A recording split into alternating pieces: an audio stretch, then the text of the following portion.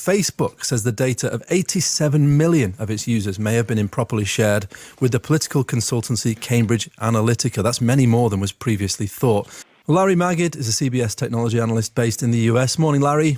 Good morning. So Mark Zuckerberg there admitting the company made mistakes, but they've also outlined the 9 changes they're going to make to their settings and the way that the site works.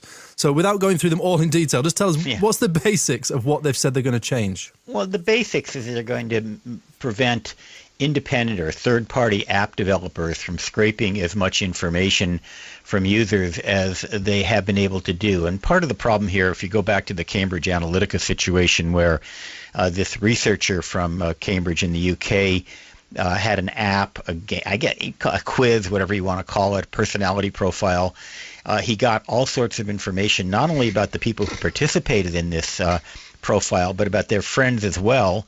That was actually above board, and he was supposed to just use it for internal research and for giving you your own personality profile. But then he wound up passing it on to Cambridge Analytica, which in turn passed it on to the Trump campaign. None of that was legitimate. Facebook, I think, is just going to be a lot less trustful going forward when it comes to their app developers. And the funny thing is I actually happened to do a little research today, and I found an article, something that I had said to him in October of 2010 when he announced this fund for all of these apps. And I questioned whether or not that was appropriate for privacy. Actually, some journalist wrote that up. And at the time, I said, what about social responsibility, about privacy in these apps? And I can't remember how he responded. It was a long time ago. But I do remember raising the issue.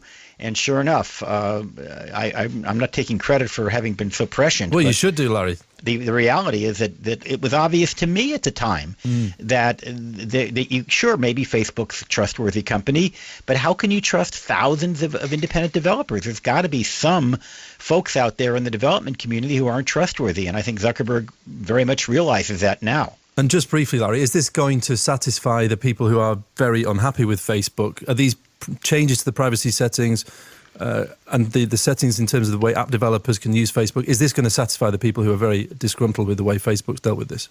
I think Zuckerberg was very good today in this press event, which I listened to, but I think it depends on the implementation. If they truly hammer down and avoid this information from being used in the wrong way, then perhaps people will be forgiving. But this is not the first time that Facebook has had to both tweak its privacy settings and apologize and even pay fines as a result of privacy violations. So, the proof will be how he follows up. We saw a big drop in the Facebook share price, Larry, last week. I've not been monitoring what it's done since then, but how are investors taking this turn of events? Well, in after-hours trading, last time I looked about an hour ago, it was up about 3%. So that's a good sign that investors are apparently happy with what he had to say today. But, the market's volatile and this situation is volatile. I think it depends what happens next week when he testifies before Congress. If he puts on a good show, maybe shares will go up.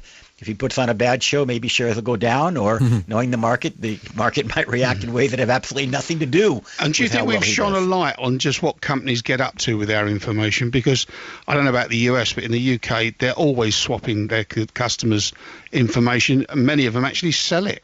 Zuckerberg addressed that today, and he said we don't sell information. It's not a part of our business model. And aside from the ethical reasons, there's a good business reason. If Facebook were out there selling information, people could buy the information and say, bye-bye Facebook. What it really is selling is you. You are the product. So if an advertiser wants to reach somebody who meets your demographic, they buy you and they deliver the ad to you. They don't want to sell your data. They want to sell your eyeballs.